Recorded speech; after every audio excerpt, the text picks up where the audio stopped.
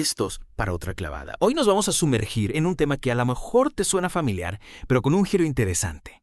La evaluación en la educación cristiana. Y para esta aventura tenemos un manual de evaluación de aprendizajes que nos compartieron y que se enfoca específicamente en este tema. Exacto. Y es que cuando hablamos de evaluación, a muchos se nos vienen a la mente imágenes de exámenes, calificaciones, números fríos.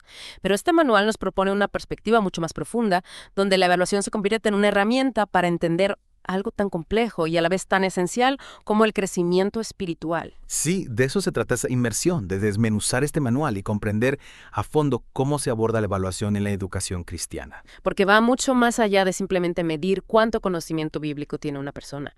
Lo que realmente busca es entender cómo esas enseñanzas están impactando en su vida, en su relación con Dios y con los demás. Y lo que a mí me parece fascinante es cómo la fe, las creencias, influyen en la manera en que se entiende se lleva a cabo la evaluación. O sea, no es lo mismo evaluar en un contexto secular que en uno donde la espiritualidad es el eje central. Totalmente. Para ti que nos escuchas y quieres comprender este tema en profundidad, vamos a ir desgranando los principios y las prácticas clave de este manual. Queremos que digas, mira, Ya. que realmente te des cuenta de la riqueza y la complejidad de este enfoque educativo. Porque al final lo que vamos a descubrir juntos es que la evaluación en este contexto se convierte en un camino para el crecimiento integral de la persona. No solo a nivel intelectual, sino también espiritual, emocional, social. Órale. Pues vamos a empezar por los cimientos.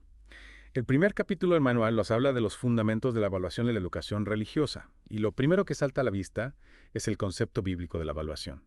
¿Cómo se entiende esto desde las Escrituras? Bueno, lo que me parece muy revelador es que el manual nos recuerda que la Biblia misma nos invita a la autoevaluación, a mirarnos hacia adentro. Se menciona, por ejemplo, 2 Corintios 13.5, donde Pablo dice, examínense para ver si están en la fe, pruébense a sí mismos. O sea, la idea de examinarnos, de evaluar nuestro estado espiritual, ya está presente en las Escrituras. Claro, no es algo que se inventaron en la escuela dominical. Exacto. Y también se cita el Salmo 139.23, donde David le pide a Dios, examíname, oh Dios, y conoce mi corazón. Pruébame y conoce mis pensamientos. Una oración poderosa, ¿eh? Sí, y nos muestra esa necesidad de someternos al escrutinio divino, de pedirle a Dios que nos revele quiénes somos realmente. Entonces, desde el punto de vista bíblico, la evaluación no es algo ajeno a la vida cristiana, sino que forma parte de nuestro camino de fe. Me gusta esa idea, que la evaluación, desde la perspectiva bíblica, no es para castigarnos o señalarnos, sino para ayudarnos a crecer, a acercarnos más a Dios. Precisamente. Y el manual también explora cómo la evaluación puede ser una herramienta de enseñanza en sí misma. Nos recuerda cómo Jesús evaluaba constantemente a sus discípulos, no con exámenes escritos, sino a través de la observación, de las preguntas que les hacía. Como cuando les preguntó, ¿y ustedes quién dicen que soy yo? Exactamente. Esa pregunta no era para ver si se habían aprendido la lección del día anterior, sino para que profundizaran en su comprensión de quién era Jesús. Y aquí también se menciona 1 Tesalonicenses 5:21, examinadlo todo, retened lo bueno. Este principio también aplica a la evaluación en la educación cristiana. O sea que debemos examinar todo lo que aprendemos, discernir lo que es realmente valioso y desechar lo que no nos ayuda a crecer en nuestra fe. Así es. Entonces ya vimos que la evaluación tiene raíces bíblicas y que Jesús la usaba como herramienta de enseñanza. Pero ahora la pregunta es, ¿por qué es tan importante la evaluación en la educación cristiana en la actualidad? Sí, ¿por qué dedicarle un manual completo a este tema? Bueno, el manual nos da varias razones de peso. En primer lugar, porque la evaluación nos ayuda a saber si los estudiantes están realmente creciendo en su fe. Y aquí se menciona Mateo 7.16. Por sus frutos los conoceréis. Claro, no se trata solo de acumular información bíblica, sino de ver cómo esa información se traduce en acciones, en cambios en la vida de las personas. Exacto.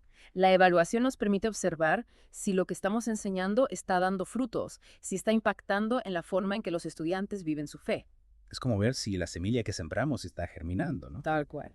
Y en segundo lugar, la evaluación es importante porque nos ayuda a nosotros, los que enseñamos, a identificar áreas de mejora en nuestra labor. Qué interesante. O sea, no solo para evaluar a los alumnos, sino también a nosotros mismos como maestros. Sí, el manual cita Proverbios 15.31. El oído que escucha la reprensión de la vida morará entre los sabios. La evaluación, si la tomamos con humildad, nos puede mostrar qué estamos haciendo bien y en qué podemos mejorar. Entonces, la evaluación se convierte en una herramienta de crecimiento, tanto para los que aprenden como para los que enseñan. Exactamente. Ahora bien, ¿qué características debe tener una evaluación para que sea realmente efectiva en el contexto de la educación cristiana? Esa es la pregunta clave. El manual destaca 3 puntos importantes. Primero, la evaluación debe ser integral. No basta con evaluar solo el conocimiento bíblico, sino que también debe tomar en cuenta la dimensión espiritual y ética del estudiante. ¿A qué te refieres con integrar? Me refiero a que la evaluación debe considerar al estudiante como un todo, como una persona que está en proceso de crecimiento en diferentes áreas de su vida.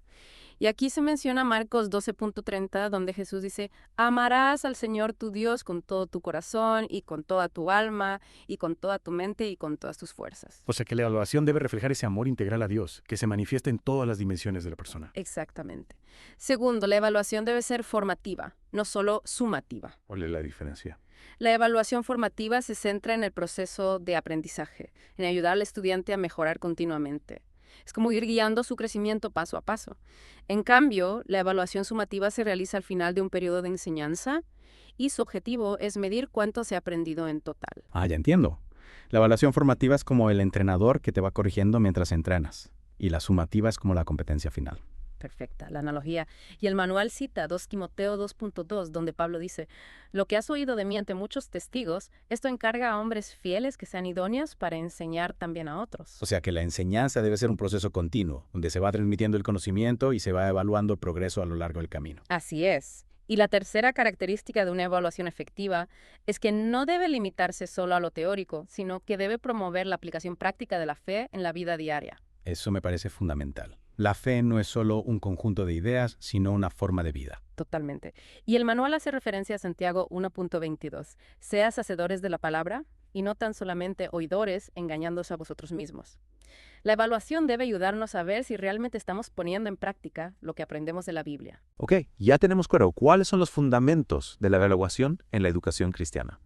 Ahora, ¿qué herramientas o métodos se pueden utilizar para llevar a cabo este proceso? El segundo capítulo del manual se enfoca precisamente en eso, en los instrumentos de evaluación adaptados a este contexto. Me interesa. El manual explora una variedad de métodos, desde los más tradicionales hasta los más contemporáneos. Entre los tradicionales se mencionan los exámenes escritos y la memorización de versículos. Los clásicos. Sí, y el manual reconoce que estas herramientas pueden ser útiles para evaluar el conocimiento bíblico, haciendo referencia a Hebreos 5.14, que habla de la necesidad de entrenar nuestros sentidos para discernir el bien del mal. Claro, la memorización puede ayudarnos a internalizar ciertos pasajes o conceptos clave. Exacto. Pero el manual también nos advierte que no podemos quedarnos solo en la memorización o en los exámenes tradicionales. Necesitamos herramientas que nos permitan evaluar de forma más integral, que nos ayuden a ver cómo la fe se está traduciendo en la vida de los estudiantes. ¿Y qué otras herramientas se propone? Se mencionan, por ejemplo, los estudios de caso, donde se analizan situaciones de la vida real desde una perspectiva bíblica. Eso me parece muy interesante. Sí, porque permite a los estudiantes aplicar lo que han aprendido a situaciones concretas que podrían enfrentar en su día a día. También se habla del aprendizaje basado en proyectos, donde los estudiantes desarrollan proyectos que les permiten poner en práctica sus conocimientos y habilidades. Muy bien. Y otra herramienta que se menciona es el portafolio espiritual, donde los estudiantes van documentando su propio crecimiento en la fe, sus reflexiones, sus experiencias. Me gusta la idea del portafolio. Ya. Es como una bitácora personal del camino espiritual. Exacto. Y el manual cita Romanos 15.4, que habla de cómo las escrituras nos dan esperanza a través de la perseverancia y el consuelo. Un portafolio espiritual puede ser una herramienta muy valiosa para que los estudiantes vayan registrando cómo la palabra de Dios les va dando esperanza y consuelo en sus propias vidas. Entonces ya tenemos una buena variedad de herramientas. Pero ¿cómo se diseñan y se aplican estas herramientas de forma efectiva? Bueno, el manual nos da algunas pautas. Para los exámenes escritos, por ejemplo, se insiste en que las preguntas deben ser diseñadas para promover la reflexión y la aplicación del conocimiento, no es solo la repetición mecánica. O sea, preguntas que te hagan pensar, que te desafían a conectar lo que has aprendido con tu propia vida. Exactamente. Y se cita 2 Timoteo 1.13. que nos anima a seguir el modelo de la sana enseñanza. Claro, la evaluación debe estar alineada con los principios de la fe que estamos transmitiendo. Así es. Y para las evaluaciones orales se sugieren actividades como debates o presentaciones donde los estudiantes puedan expresar su fe y defender sus creencias usando la Biblia. Ahí se ve si realmente han internalizado lo que han aprendido. Sí, y el manual cita Lucas 21.15, donde Jesús promete dar sabiduría a sus discípulos cuando sean llevados ante las autoridades. La idea es que los estudiantes puedan articular su fe con claridad y convicción.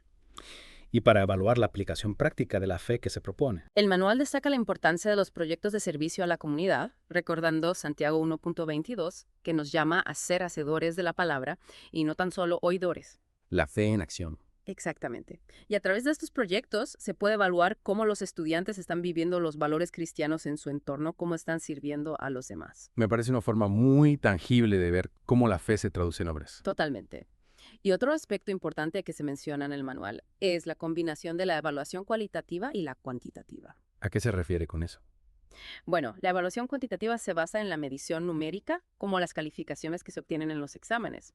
Y el manual cita Proverbios 4.13. Retén el consejo, no lo dejes, guárdalo porque es tu vida. La idea es que el conocimiento bíblico es vital para nuestra vida. Claro, los números nos dan una idea del nivel de conocimiento que tiene el estudiante. Sí, pero el manual nos advierte que no podemos quedarnos solo en los números. La evaluación cualitativa, por otro lado, se centra en la observación, en la descripción de las cualidades y características del estudiante. O sea, que va más allá de lo medible y Ajá. busca comprender la profundidad de su crecimiento espiritual. Exactamente. Y se cita Mateo 7.16, por sus frutos los conoceréis. La evaluación cualitativa nos permite observar esos frutos, esas manifestaciones de la fe en la vida del estudiante. Entonces, la clave está en combinar ambas formas de evaluación para tener una visión más completa del estudiante. Así es. Los números nos dan una parte de la información, pero la observación, el diálogo, la reflexión nos permiten comprender la complejidad de su proceso de crecimiento espiritual. Muy interesante. Y ahora vamos a profundizar en la diferencia entre la evaluación formativa y la sumativa, que ya mencionamos antes. El tercer capítulo del manual se centra en este tema. Sí, y aquí se explican con más detalle las características y los beneficios de cada tipo de evaluación. La evaluación formativa, como se mencionó antes, se centra en el proceso de aprendizaje, en ayudar al estudiante a mejorar continuamente. Y el manual cita Proverbios 4.13. Retén la instrucción, no la dejes, guárdela porque ella es tu vida. La instrucción, la enseñanza, es fundamental para nuestra vida y la evaluación formativa nos ayuda a aprovecharla al máximo. Exactamente. La evaluación formativa se basa en la retroalimentación constante, en la identificación de las fortalezas y debilidades del estudiante, en la orientación para que pueda superar sus dificultades y seguir creciendo. Es como un acompañamiento personalizado durante todo el proceso de aprendizaje. Tal cual. Y la evaluación sumativa, por otro lado, se realiza al final de un periodo de enseñanza y su objetivo es medir cuánto se ha aprendido en total. Y el manual cita 2 Timoteo 2.2, que habla de la transmisión del conocimiento a hombres fieles que sean idóneos para enseñar también a otros. O sea que la evaluación sumativa nos permite ver si se han cumplido los objetivos de aprendizaje, si el conocimiento se ha transmitido de forma efectiva. Así es. Y aunque ambas formas de evaluación son importantes, el manual hace hincapié en la importancia de la evaluación formativa, ya que ésta tiene un mayor impacto en el aprendizaje y en el crecimiento del estudiante. ¿Y qué estrategias prácticas se pueden utilizar para implementar la evaluación formativa en el aula? El manual nos da varias ideas. Una de ellas es el uso de preguntas que promuevan la reflexión y el análisis de casos, como se menciona en Proverbios 9.10. El temor de Jehová es el principio de la sabiduría, y el conocimiento del Santísimo es la inteligencia. Preguntas que no se limitan a la respuesta correcta, sino que invitan a los estudiantes a pensar críticamente, aplicar los principios bíblicos a situaciones concretas. Exactamente. Y también se habla de la importancia de la observación directa del estudiante, de cómo participa en clase, cómo interactúa con sus compañeros, cómo se comporta en diferentes situaciones. Observar su comportamiento nos puede dar mucha información sobre su desarrollo integral. Sí, y el manual cita Mateo 7.16. Por sus frutos los conoceréis. La observación nos permite ver esos frutos, esas manifestaciones de la fe en la vida del estudiante. Y en cuanto a la evaluación sumativa, ¿qué métodos se recomiendan para medir el crecimiento al final de un periodo de enseñanza? El manual menciona varias opciones, como los proyectos finales, las presentaciones, los exámenes escritos y los ensayos sobre temas espirituales. O sea, herramientas que permitan al estudiante demostrar lo que ha aprendido de forma más completa y aplicada. Así es, y se cita Eclesiastés 9.10. Todo lo que te viniera a la mano para hacer, hazlo con tus fuerzas. La idea es que el estudiante ponga todo su esfuerzo en demostrar su aprendizaje, en aplicar lo que ha aprendido. Y también se menciona la importancia de evaluar la comprensión y la aplicación de la enseñanza bíblica, no solo la memorización de datos. Exactamente. Y se cita Juan 5.39. Escudriñar las Escrituras, porque a vosotros os parece que en ellas tenéis la vida eterna, y ellas son las que dan testimonio de mí. La evaluación sumativa debe ayudarnos a ver si los estudiantes realmente están encontrando vida en la palabra de Dios. Muy bien. Y ahora vamos a adentrarnos en el tema de la retroalimentación, que es crucial para que la evaluación sea realmente efectiva. El cuarto capítulo del manual se dedica a este tema. Sí, la retroalimentación es el puente que conecta la evaluación con el aprendizaje. Sin una buena retroalimentación, la evaluación pierde gran parte de su valor. Es como si te hicieran un examen médico, pero no te dieran los resultados ni te explicaran qué significan. Exacto. La retroalimentación es esencial para que el estudiante comprenda sus fortalezas y debilidades, para que sepa en qué áreas necesita mejorar y cómo puede hacerlo. Y el manual destaca que la retroalimentación en contexto de la educación cristiana debe estar guiada por el amor y la compasión. Claro. No se trata de criticar o de hacer sentir mal al estudiante, sino de animarlo a crecer, de ayudarlo a avanzar en su camino de fe. Precisamente. Y se cita Tito 2.6. Exhorta asimismo a los jóvenes a que sean prudentes. La retroalimentación debe ser una exhortación, un estímulo para que el estudiante siga esforzándose por crecer en su fe. Y también se menciona Proverbios 27.6. Fieles son las heridas del que ama, pero importunos los besos del que aborrece. Sí, a veces la retroalimentación puede implicar señalar errores o áreas de mejora, pero si se hace con amor, con el deseo genuino de ayudar al estudiante, será recibida de forma positiva. ¿Y qué métodos efectivos de retroalimentación se sugieren en el manual? Se mencionan varios. En primer lugar, la retroalimentación personalizada, que toma en cuenta las necesidades individuales de cada estudiante. O sea, no una retroalimentación genérica para todo el grupo, sino una que se adapte a las características de cada persona. Exacto. Y se cita Juan 10.11, yo soy el buen pastor su vida da por las ovejas. La retroalimentación personalizada implica conocer a cada estudiante, entender sus circunstancias, sus fortalezas y debilidades, para poder darle una orientación que realmente le ayude a crecer. Es como un pastor que cuida individualmente de cada una de sus ovejas. Tal cual. También se menciona la retroalimentación grupal, donde los estudiantes pueden aprender unos de otros, compartir sus experiencias y apoyarse mutuamente. El aprendizaje colaborativo. Sí, se cita Proverbios 27.17. Yar con hierro se aguza, y así el hombre aguza el rostro de su amigo. La interacción entre los estudiantes, la posibilidad de compartir sus perspectivas y aprender de las experiencias de los demás, enriquece el proceso de retroalimentación. Y por último, se menciona la retroalimentación escrita, que permite dar una información más detallada y estructurada. Sí, la retroalimentación escrita puede ser muy útil para dar una visión general del progreso del estudiante, para señalar aspectos específicos que necesitan mejorar y para sugerir estrategias concretas para lograrlo. Es como un mapa que le ayuda al estudiante a orientarse en su camino de crecimiento. Exactamente. Y se cita Habacuc 2.2.